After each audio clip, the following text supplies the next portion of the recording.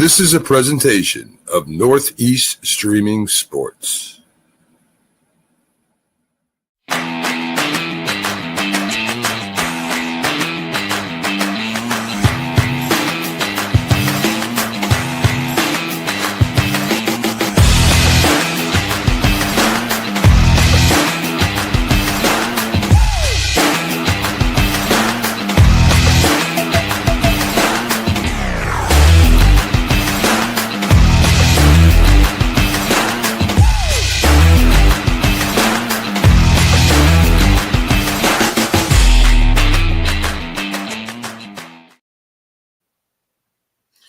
Good evening. It is Wednesday, the 12th of November. This is the Unprofessional Professional Sports Show. I am BA here with James and Bo. How you fellas doing this evening or afternoon again, by your case, Bo? So I don't know if we're unprofessional or professional with no intro. I was like, what happened? There you go. We got to have a mixed bag because, it's been a mixed bag the last 3 or 4 weeks. So, it's we throw a trick in there once in a while, but it happens. We don't have all the usual subjects on here. The one subject. Well, Bo can sometimes lead us off the rails too. Now let's not get that twisted. Tip is the other guy. Keith is out there for balance. Keith, I hope you're having a great time out there with your wife on your cruise. Absolutely. We miss you, bro. We'll see you when you get back. Enjoy yourself. Mm-hmm. So we're going to talk some sports, which is some shows are like that. Some shows ain't. I'm not saying who, but anyway. Throwing shots at my Monday show. To be fair, I was also throwing shots at my Monday show for being the least sports-related sports show ever. It was cows terrible. And video games. Yeah. Don't forget the cows. The cows. Yeah, cows and video games, yeah. Cows and weather, and it was a weird show. So going to sports. I don't know if you guys heard, but Michigan State got put on probation for 3 years for recruiting violations under Coach Mel Tucker. Besides the probation, MSU was also penalized $30K plus dropping a bucket. Yep. 1 point plus 1.5% of the team's budget. Again, another drop in a bucket, especially for a school like that. So I want to say the NCAA is starting to come down on folks, but then it's kind of like a weird way that they do that kind of stuff. It's like you want to take them seriously, but then you don't want to take them seriously because they're not too much. You know what I'm saying? If you're waiting for the NCAA to be a governing body the way that you would think they should be, pack a lunch because that's not going to be the thing. And then you have the college football playoff that doesn't care about the NCAA. So even in the middle of Michigan cheating, they're like, yeah, that sounds like a NCAA problem. They're in the playoff. So college needs to figure some stuff out. Yeah. So this is Michigan State football? Yeah, Michigan State football. Yeah. Yes. Well, make it worth your while. If you're going to get penalized for things that you shouldn't be doing, you need to be winning. Exactly. You can't cheat and also suck. That. Right. Somebody needs to get fired for real. Wasn't their theme Tuck's coming, or he was? Pause. Starting something right there, Brent. That's little brother from Michigan. It's funny, the big brother can cheat and get away with it, and then the little brother doesn't cheat or cheats and doesn't get away with it. Well, you know what? It's kind of like the NCAA picks and choose who they want to. Oh, if your school sucks, maybe that was it. Maybe that was the last straw for the NCAA in deciding in that factor. It's like, you cheat and you still suck?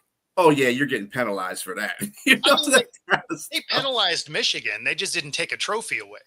If Michigan was good and they won, they wouldn't take the trophy away. They'd still sanction you and do whatever, but they wouldn't take the trophy away. So, if you're going to cheat, you got to at least win. There you go. So all the schools out there, if you're going to cheat, win. So that way you won't get sanctioned. What's your motto, Beastrilla?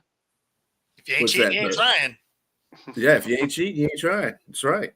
New England has done it for so many years. I mean, I can't tell you how many teams have done it over so many years. Houston, the Astros, there you go. Hey, the rules are black and white, but there is some gray area that you can play around in.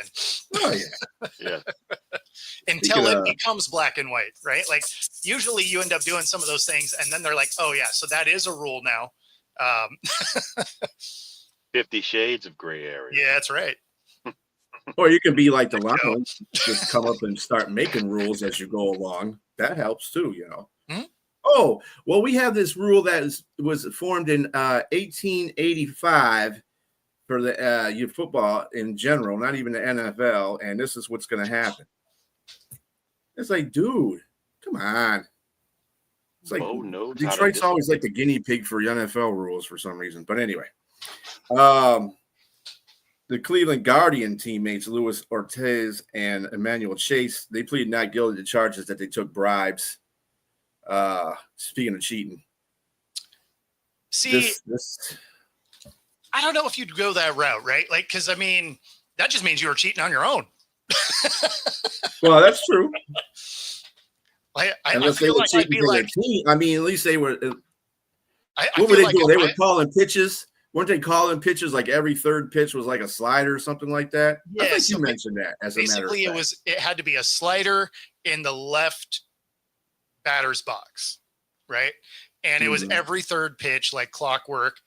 And then, you have bets of $5,000, and then it just hits every time. And you don't think people are going to notice that? Like, come on, what are we doing? So, like, how dumb are these guys? I mean, at least get creative with it, right? You're the one pitching. You could have made it anything. You didn't have to make it the same thing every time. I mean, in the way that some of these athletes are, you kind of understand why people think that there's such thing as dumb jocks. There you go. Oh, there definitely is. Idiots like that. Yeah. Speaking of idiots, Antonio Brown gets $25,000 bail and a GPS monitor on his attempted murder charges in Florida. See, that doesn't make any sense to me. Attempted murder. Mm-hmm. $25,000. Like, I know people when I was younger that got in trouble for having weed on them, that their bail was like $150,000. $25,000 because of attempt. Like, I feel like, that's one of those one things, not like the other. Like, I don't know. I feel like weed probably isn't as bad as attempted murder. No, I don't think so. I mean, I don't know. One seems like they're trying to relax, and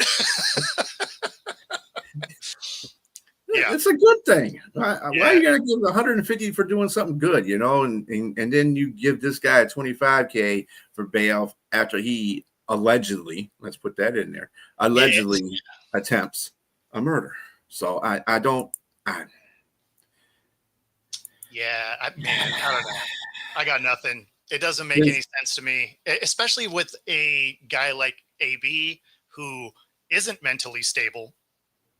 Mm-hmm. I would have wanted to keep him maybe somewhere that he could maybe not go finish the deal.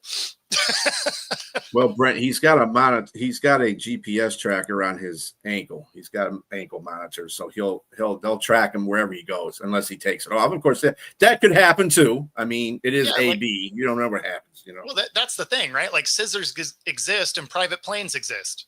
Right. Like, you could bounce out to somewhere that doesn't extradite people. The dude extradited himself and went to Dubai. Obviously, you got some kind of money if you're going to go there and just chill. Well, Dubai is not a cheap city. It's not. He also did. He was doing like appearances and stuff there, so he was still making money while he was there. But like, you got to be doing something dumb for Dubai to want to get rid of you, also, right? Because they don't just freely extradite people from there. So they had to have been like, yeah, you're kind of annoying, dude. You should probably get up out of here. So. But it wouldn't shock me for a 25K bond, which you're only spending like $5,000 on anyway, right? It's not like you pay the whole thing. That's what you go to bail bonds for, right? It's a percentage. Mm-hmm. So, Right. He's probably like $5,000 into being free. 30-cent scissors will take that thing off. And then, you charter a plane to any other country that's close and then fly commercially out. And, there's plenty of countries that don't extradite. Like, I feel like this was a easy opportunity for AB to bounce out. Now, I don't know if he does, but he's crazy enough you could see him doing it. Like, if I saw a headline that was like, Antonio Brown's running from the cops and, now he's overseas, to be like, yeah, no, that makes sense. Like, it wouldn't be surprising news, put it to that. Not at all.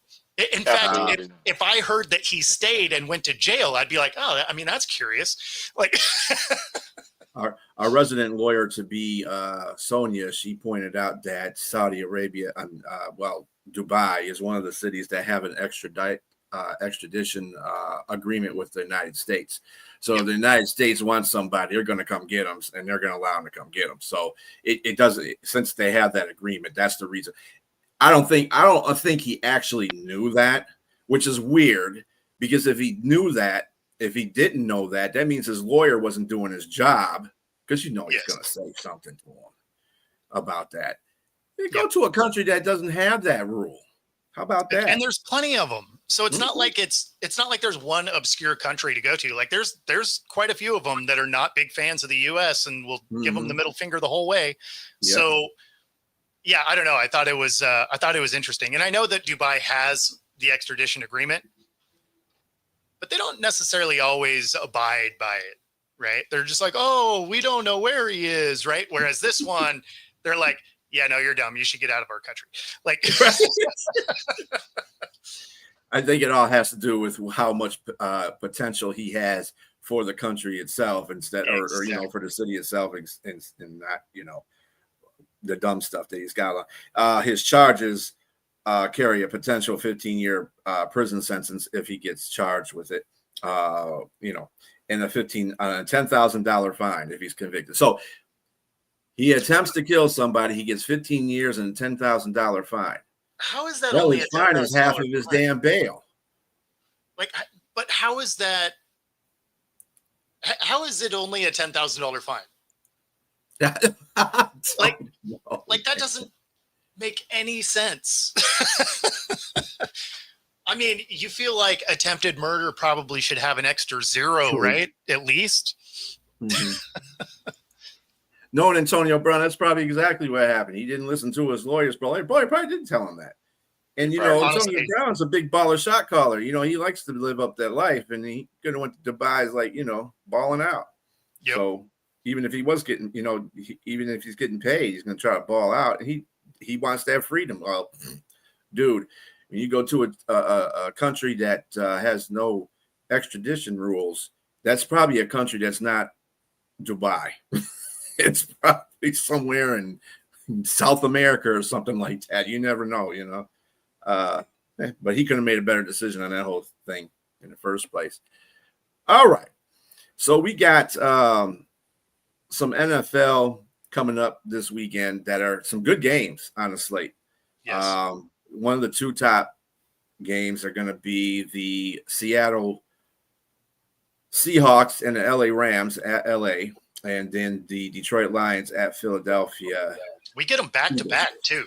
Yeah, that's great. That's what's great about it. You're going to have 6 hours of like awesome football. Mm-hmm. Yeah, I would agree with that. Yeah, I was going to ask you, Bo. Has Pags said anything about this game? No. Well, so he hasn't been on the show. He was at the game Monday night. But of course, we didn't, we talked about cows and cheese and stuff, which was weird because we didn't talk about that game, considering he was in Wisconsin for that game. But he hasn't been on the show since. So no, we haven't previewed it, but this should be a fantastic game. Really, both of those.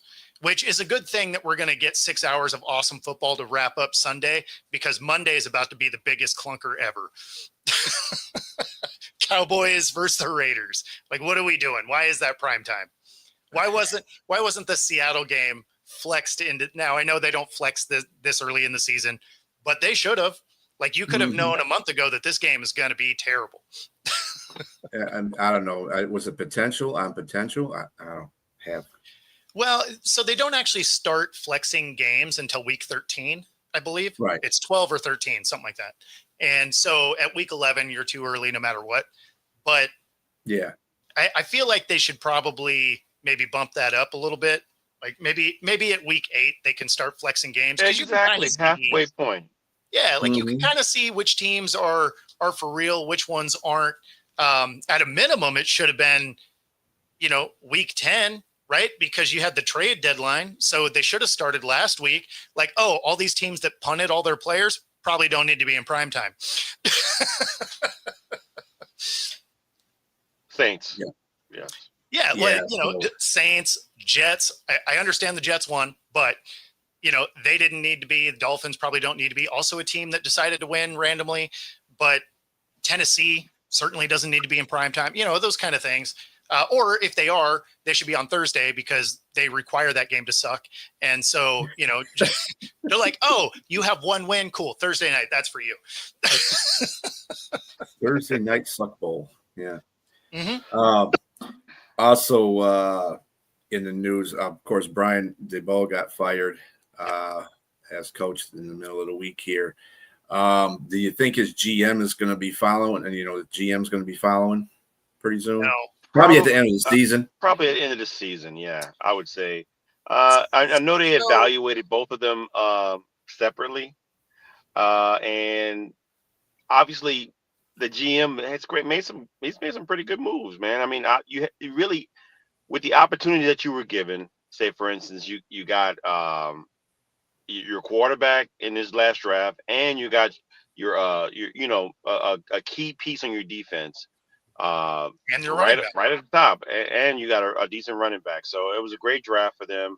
Just didn't work out the way you would think it would work out. And I think Dayball is just different. I mean, he was in his fourth season, and he only had one winning season. It's lost a lot of games. It was 21-48, I think, a record or something like that, somewhere around there. And it just didn't look like it was. I mean, he looked desperate too throughout the season. Obviously, he took Russell out. He put Jackson Dart in, and even the whole concussion protocol situation, that was a debacle. You can tell. I mean, and then the blown leads in those games. That's just really like there was the icing on the cake, or a straw that broke the camel's back. And I wouldn't be. I think everybody. I don't know about you guys, but for me, I was like, okay, he's probably going to get fired during the season before the end because it just doesn't look good. I mean, they're 2-8. They probably could have won some of those games. They could have won. That Denver game. That was a total debacle. Yes, and several games. And I just think that it was just time for a change.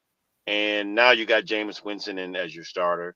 They're just trying to save face and just try to figure out what they can do with the game until Jackson Dart comes out of concussion protocol. So I think the thing that's funny there is I really thought Dable should have been fired last year anyway. But it's interesting that they fired him now because you could see that he was having pretty good chemistry with Dart, right? You thought he was ultimately going to end up getting saved because Dart ends up in concussion protocol. Now, obviously, this is like the third or fourth time he has. So, I mean, clearly he's using him incorrectly anyway. You lose Scatabo, you lose Neighbors. So, I mean, you have all these pieces that are injured. So you thought the amount of injuries might save him for one more year only because of the chemistry that he had. I think what sealed his fate was Dart goes down and he let Russell Wilson engineer a loss, right? Because they were up 10 with 4 minutes to go, right? Yep. And Wilson ends up with 4 drive opportunities, has 12 plays for 7 yards. So when you had your first 6 plays, right, fails miserably, and I don't know why you thought Russ was going to be the guy. He wasn't the guy when you had all of your players. That's why he got benched to begin with. So I don't know what you thought he was going to do with all of your stars hurt. But in any event, say you bring him in because he's your QB2, cool, whatever. So he goes 3 and out,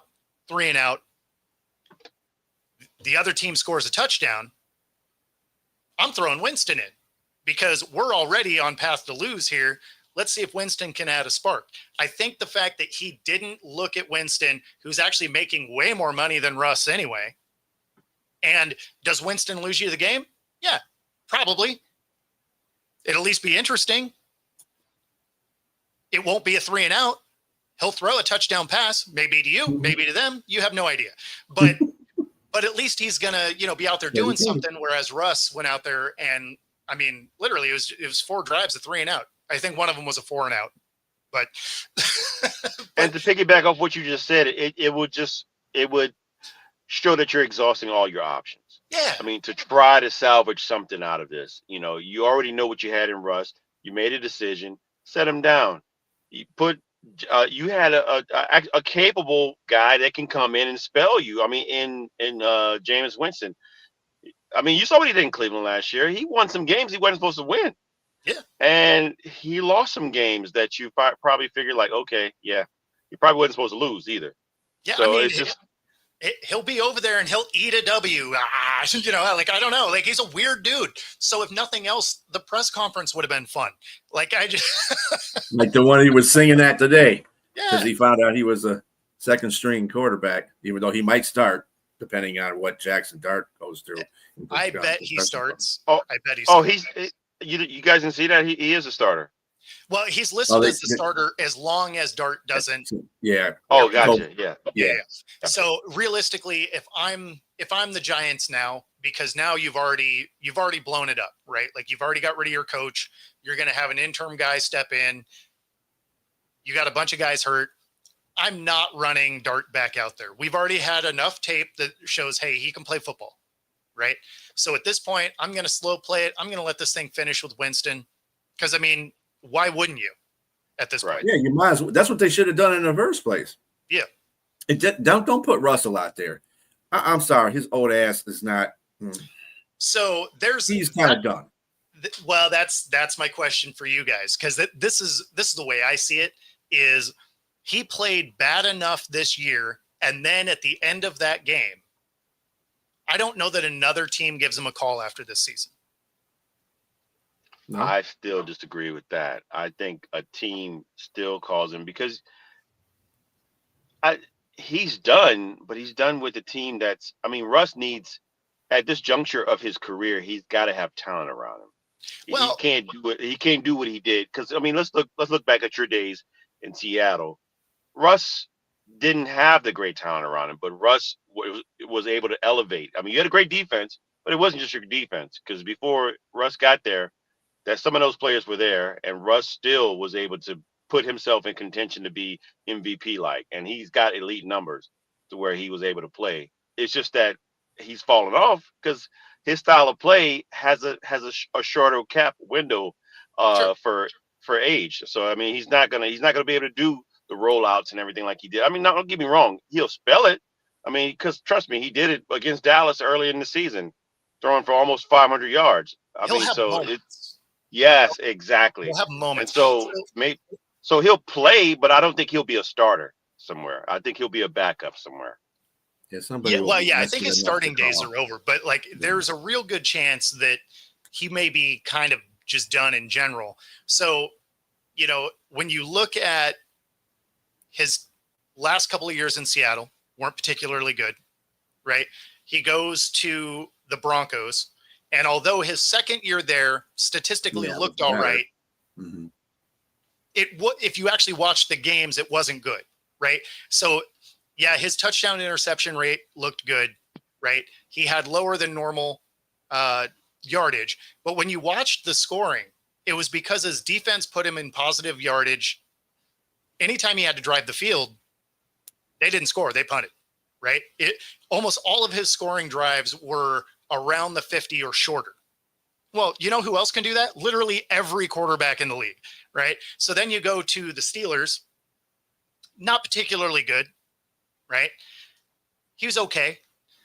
You go to the Giants, can literally do nothing. Dart comes in with less talent because he ends up getting guys hurt, throwing them hospital balls. And they end up looking better, not necessarily winning a lot, but they look a lot better. He comes back in to finish that out and has 4 drives of 3 and out. I mean, you're not who I'm calling.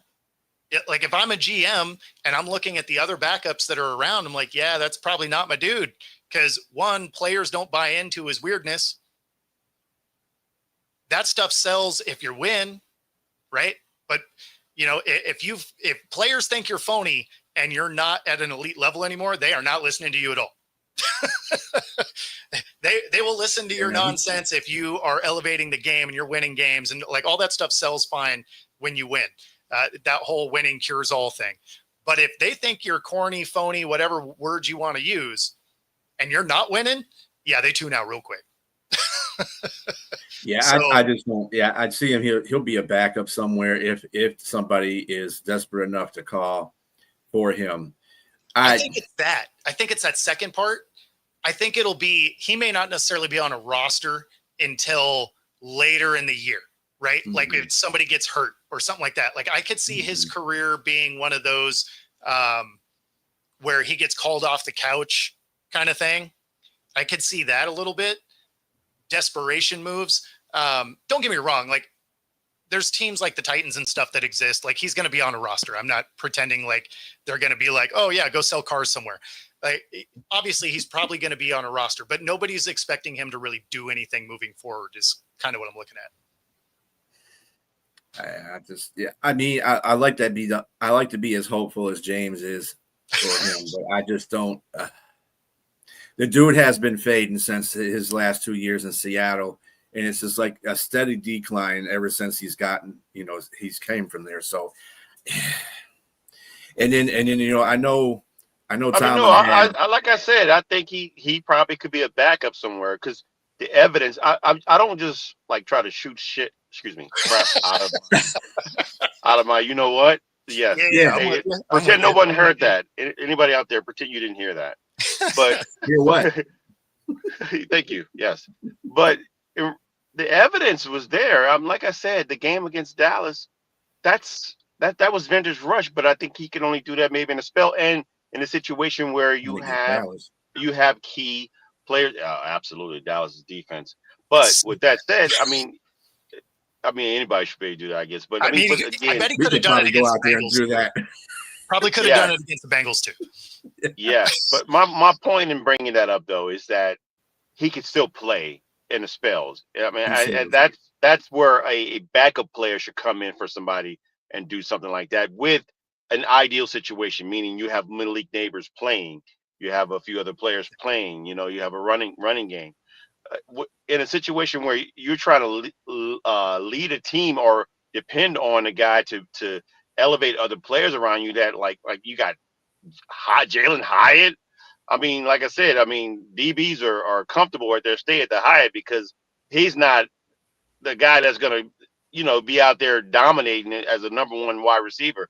So, like I said, at this juncture, he's better as a backup, better suited as a backup. It's just obvious, just from the past few years. But he can still play.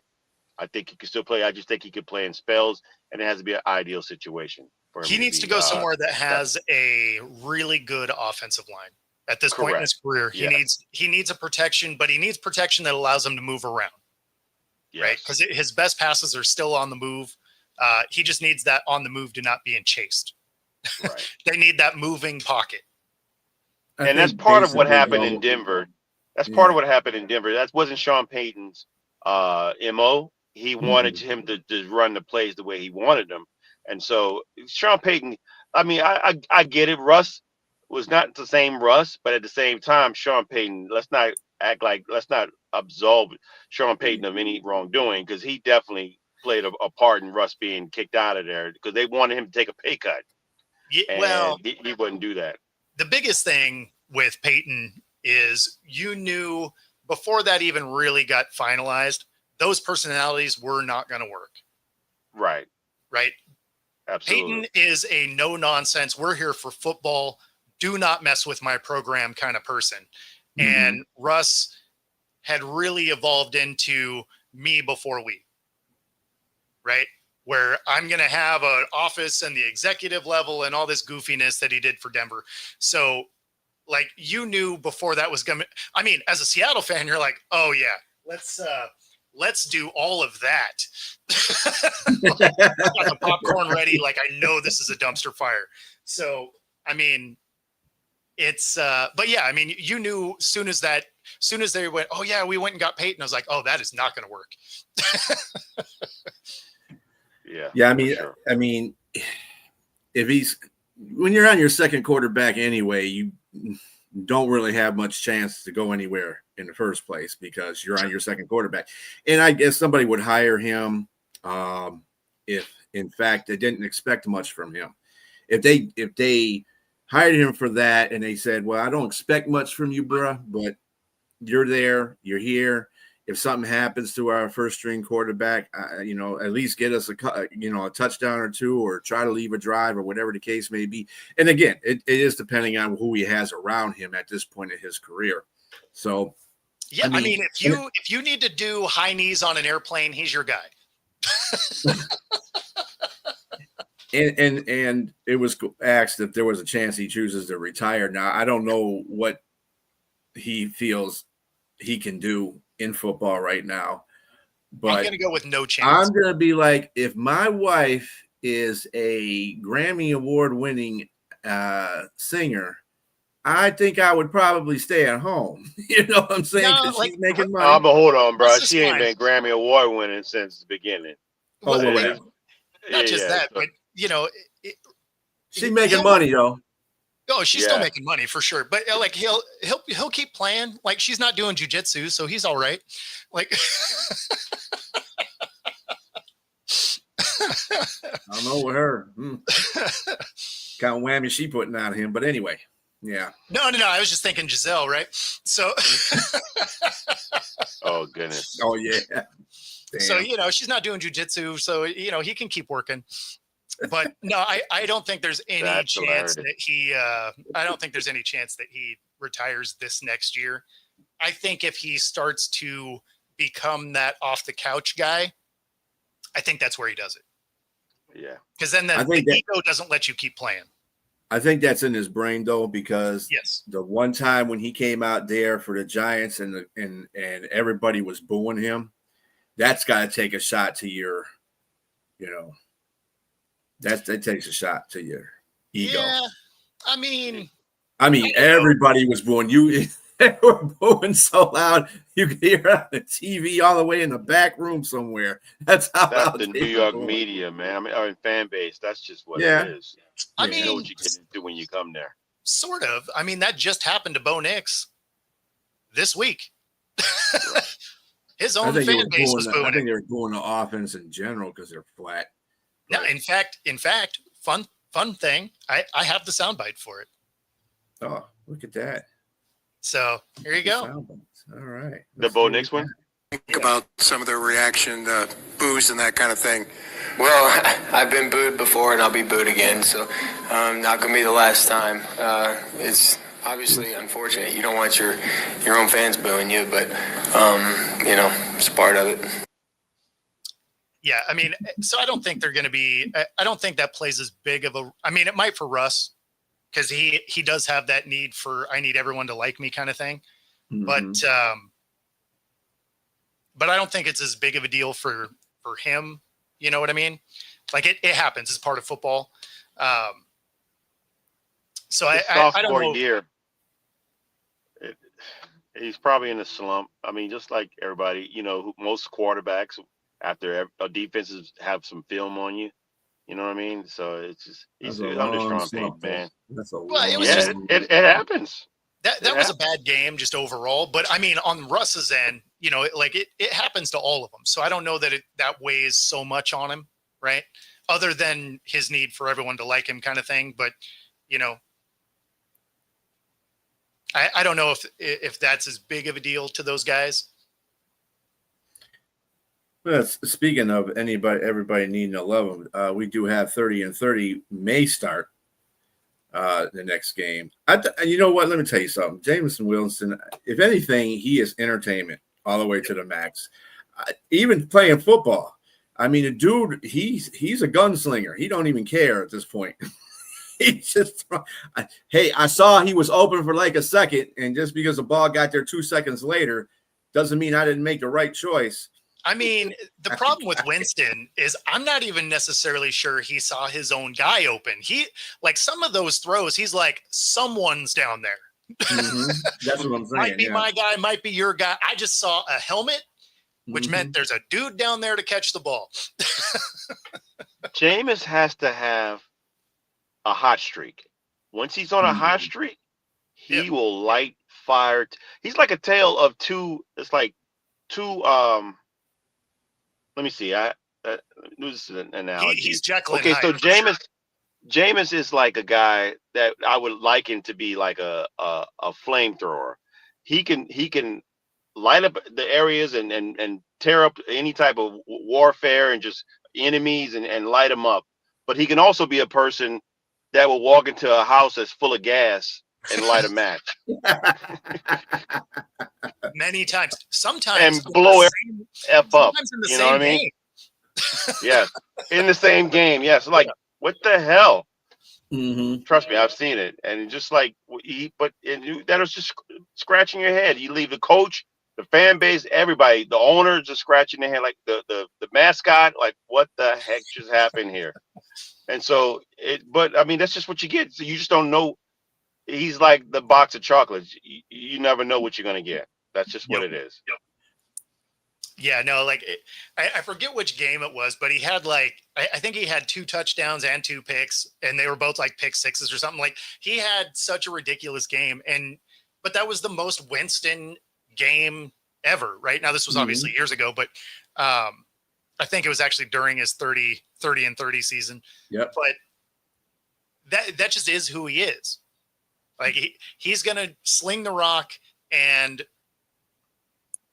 half the time his guy's going to get it, and half the time they're not.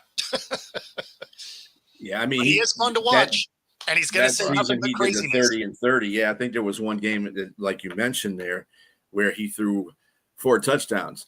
Unfortunately, 2 were to his team. The other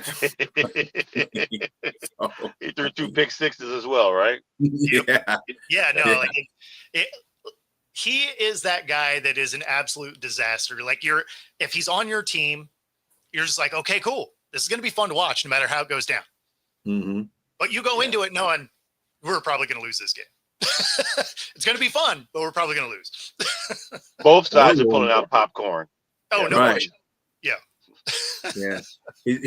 He has, I mean, he is a capable, he's a capable quarterback, but I'm telling you, he doesn't have the finesse that like Stafford does. Yeah. A point being that Stafford played Baltimore in the year that they won the Super Bowl, and they went on a road to Baltimore. And Stafford actually put himself in a bad position in that game by throwing 2 pick sixes. I think that was one of he had like 17 interceptions that year. He went to the Super Bowl.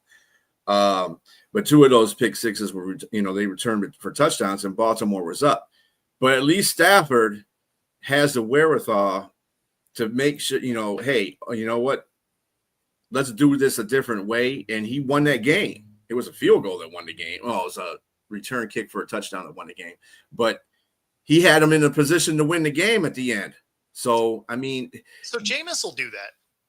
He does. I don't know if he's going to figure that out. Well, I think he's a different type of. It's not necessarily that he figures something out.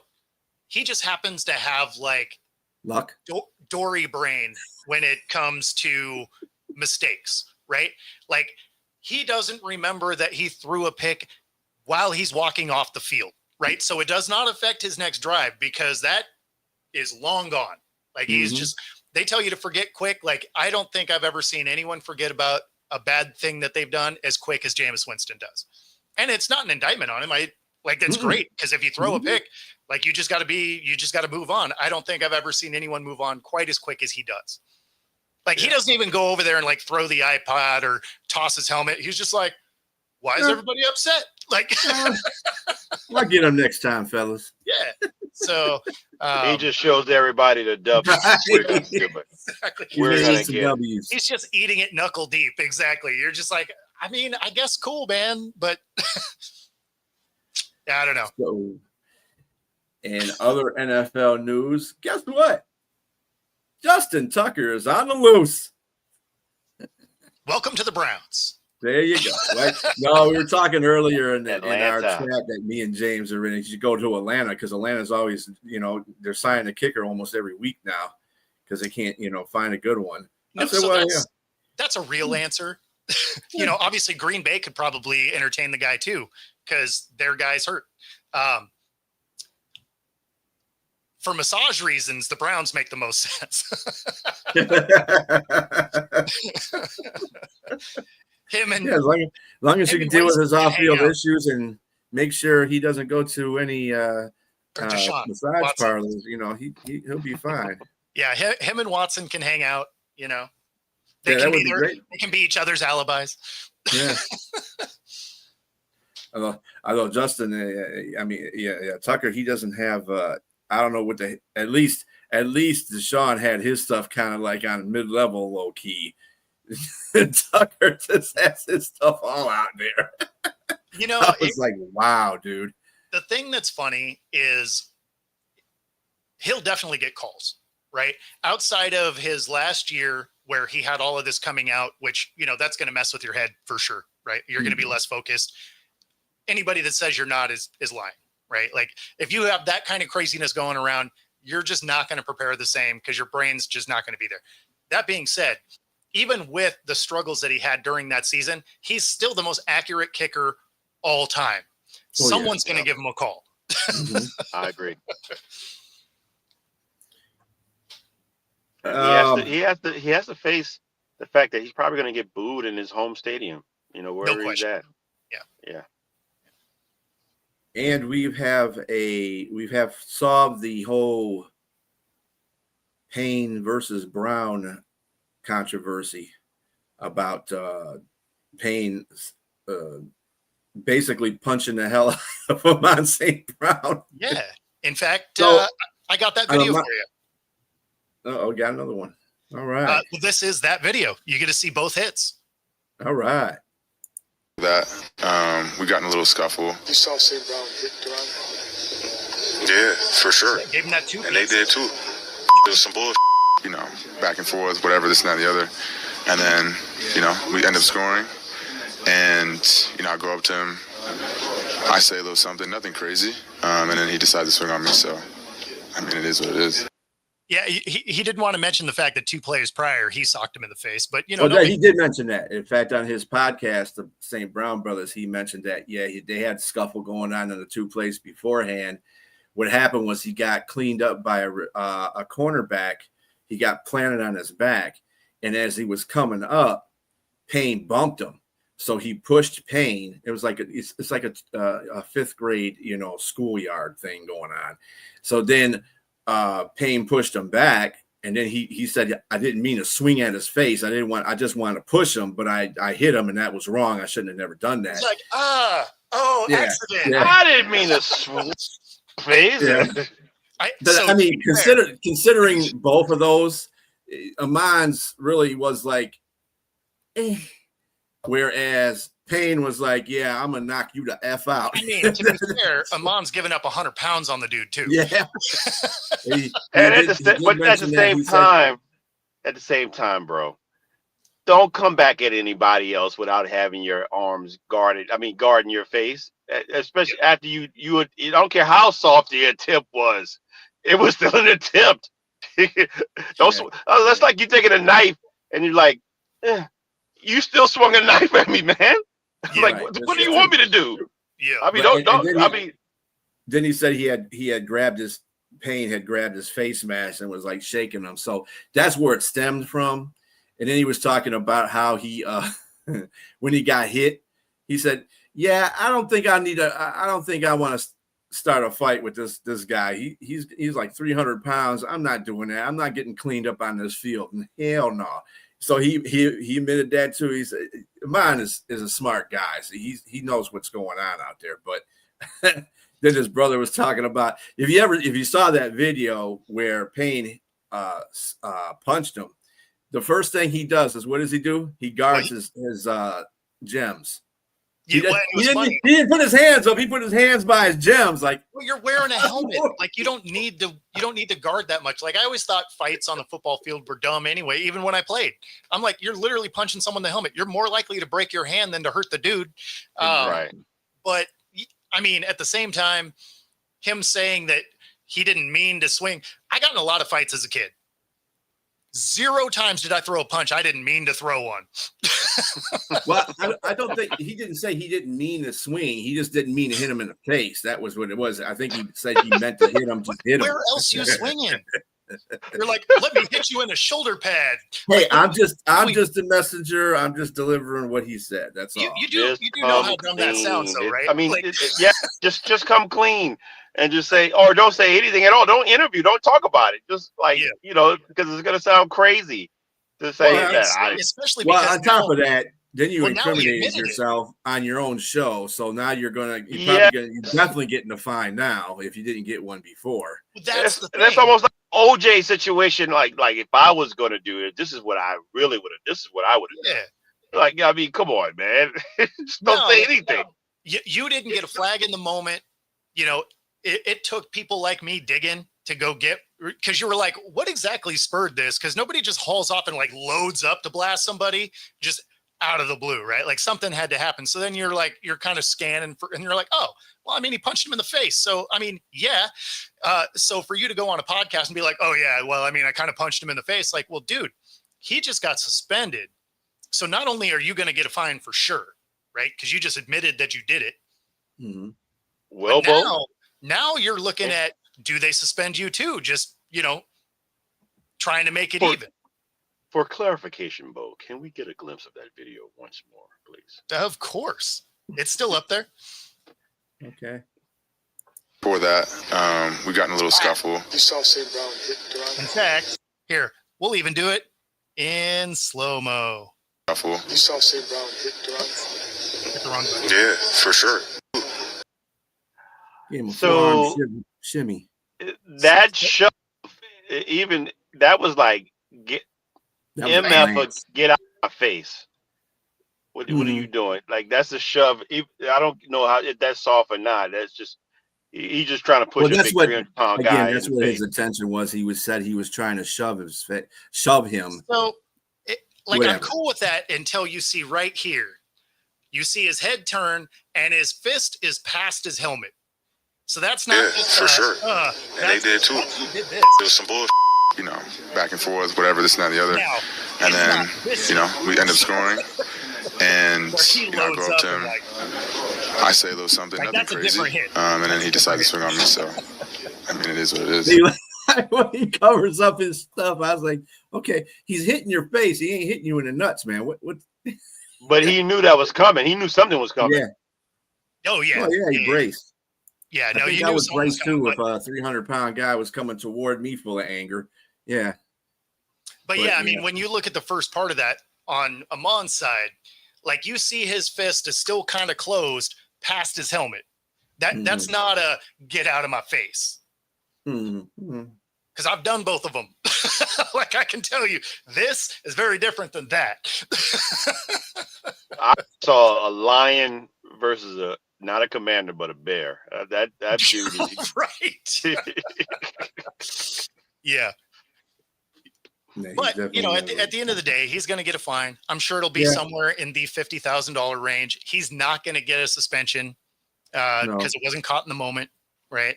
So he did that in front of like 2 referees too. That was the first initial contact was in front of like 2 refs. One was actually just looking right at it because he went in there to break up the whole situation, but he was looking right at it. So if he didn't call a penalty on it, I mean, was it Deron Payne that hit the ref? Who hit the ref? No, that was different. That was game. Same game though. Like it was a same weird game. Yeah. Same game. Yeah, they were all trying to go nuts in that game. The Commanders were. Kinlaw came over there. It was Kinlaw. And it got in Goff's face, and Goff just said, "You come over here and talk all the stuff you want. Look at the scoreboard." Well, whatever. And you could tell. Go back and you ain't even got a sack this year. Shut up and go sit down somewhere. Probably. Yeah, that's probably when he came over there and said, "I almost got you. I almost got you." Dude, Totally stupid. That's stupid. If anything, that was very stupid. And the refs turned around, shot, and all you see was the big flag going right in the air. Like what? Yep.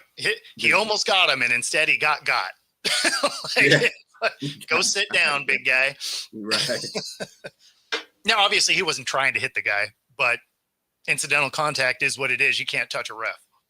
Right. Yep. Definitely can't touch a ref. And that was like one of the heat of the moment. And that was the whole, and that was the same play, actually, wasn't it? Where Amon got clocked by Payne, but it was after that touchdown and they were all unpiling, and that's when all that confusion happened. And I think that's the same play. I think it was the same touchdown. It was the same touchdown. I thought it was a couple plays the opposite side of it. Like that section right there was such a just bizarre sequence. Buster. Like there was 5 or 6 plays in a row that you're just like, what is going on right now? Now, I know we don't like to take things in a political view, but what did you think about Trump's little thing on there? You don't have to be political, but I mean, in regard to the dancing, I'm listening to what he's saying, and I'm like, oh, okay. I didn't have the audio on. Oh, thank God you didn't. Yeah, I should have turned mine off too. To be fair, I watch a lot of games without the audio. Yeah, did you watch it with the audio? What did he say? No, I didn't even watch it. I'll be honest with you. When I watched it, what did he say? They were talking about they were having him call a play. Oh that man, I wish I would have listened to it now, because that had to have sucked. Yeah, it was pretty terrible. And of course, he has to put everything on extra mode. Oh yeah, his billions and zillions of people. I was like, come on, Trump. Come on, man. Ooh. I give him credit though. He's the first president that caught a game in the last 40 years. I give it to him, because he did show up for that, and it was just before Veterans Day. So, that was cool. I understand that part of it, but I don't know how to say this without insulting people. But when you sit there and you're explaining something like a 2-year-old, or you're talking like a 2-year-old. The 2 guys, and these guys are like, they're going to be all on his, because, he's the president and he's in a booth with them. So, they're not going to be like, man, what are you talking about? That kind of stuff. They were like, yeah, that's great, Mr. President. That was a great call. Yeah, I'll slap all of you. He's going to be bigly open over there. Yeah. No, it's. Yeah, it was just something. I wish I would have heard that. I wish I would have heard that, because it had to have been terrible. It was horrendous. I'm going to have to go back and listen to that. It was horrendous, man. I was like, yeah, this is part of entertainment that you should not be involved with. He talked about he was a tight end in college. I think he was a tight end in college. I don't know what the hell he was. He played football. Who did? Trump said he played football and he was a tight end. That's hard to imagine. Yeah. But anyway. Because even when he was younger, he wasn't exactly like a guy you thought was like super fit. Right. No. But then, who's going to fact check that? So, like, based on his height, because he's like 6'2" or something, right? So, I mean, like. Who's fact checking that one? Like, feasibly could have been, I guess. I'm assuming it wasn't D1. It was like, D45. But how do you know he went to college? I thought, because he got handed the keys to the Bentley, he didn't have to do all that, but whatever. College games this week for the top 12 teams that are bidding for playoffs. If I can get to it here. Yeah, there we go. So let's see. Teams on Michigan's playing Northwestern. Texas is playing. We got crappy games this week too, I see. No, Texas Playing Georgia, right? Notre Dame is playing Pitt. There should be a couple of pretty good games actually. Yeah. Is Texas playing Texas playing Georgia? Yeah.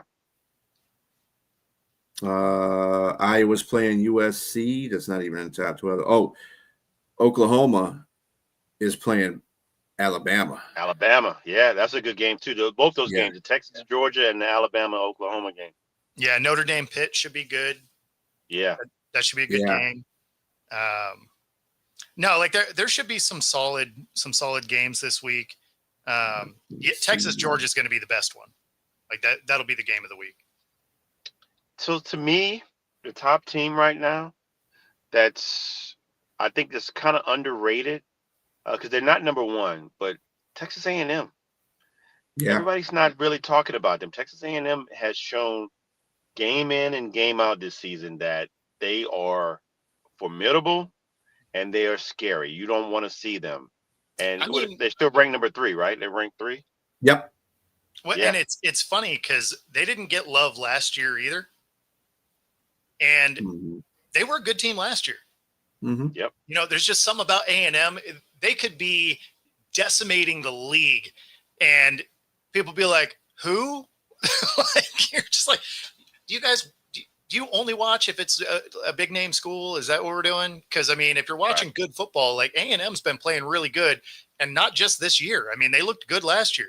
They had some tough losses last year, but they were a good team. Yeah, I mean, I don't even want to play to that they're not. Nobody knows them. I mean, it's Texas A&M. They're the Aggies. I mean, you know. But they act like it. That's the thing. Is when you listen to the commentators, you will talk about all of the 25, and when they do randomly touch on A&M, it's for like a half a second. You would think they were the 25th team in the top 25. They're like, oh yeah. I mean, they're here, not third. Yeah, they're taking on South Carolina this weekend, so that should be 10-0. I mean, you're hearing about Alabama and Georgia and Oregon, all way more than A&M. Right. Yeah, and that's again. I hate to keep keying on this point because then people say, well, you're a Michigan fan. But I think Ohio State shouldn't be number one. I just don't. I think they are a good team. I'm not saying they're not a good team. But the point of the matter is I think Indiana has done more to impress me than Ohio State has. Okay. And Texas A&M.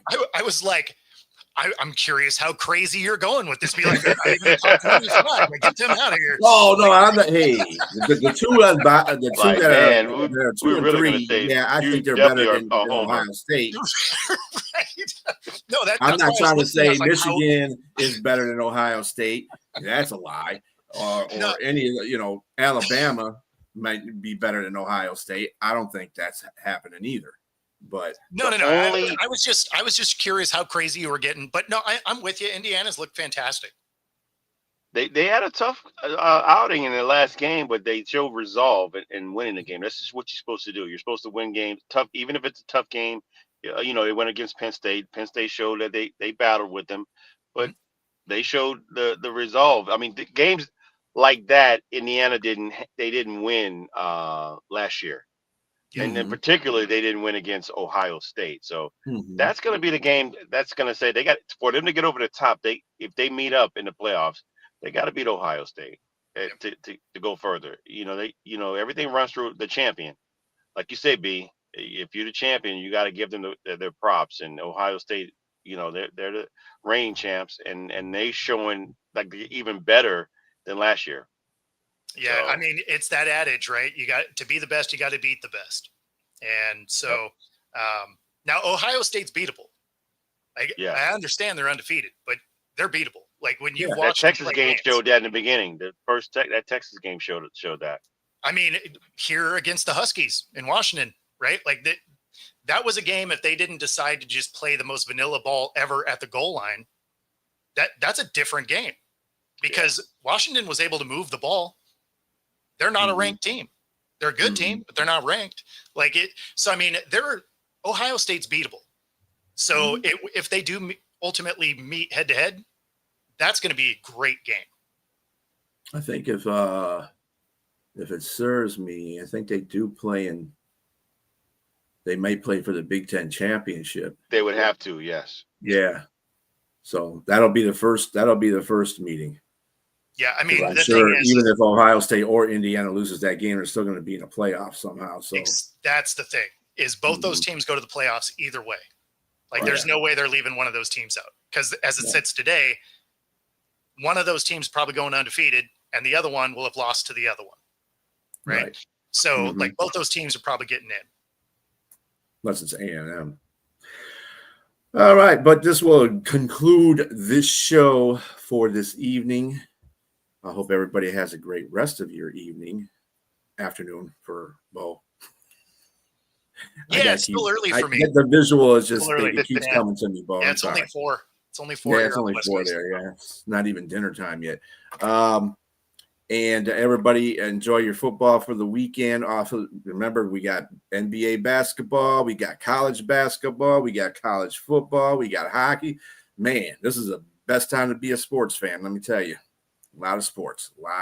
So get in where you fit in and watch what you like. Yeah, everybody have a great rest of your day. Peace.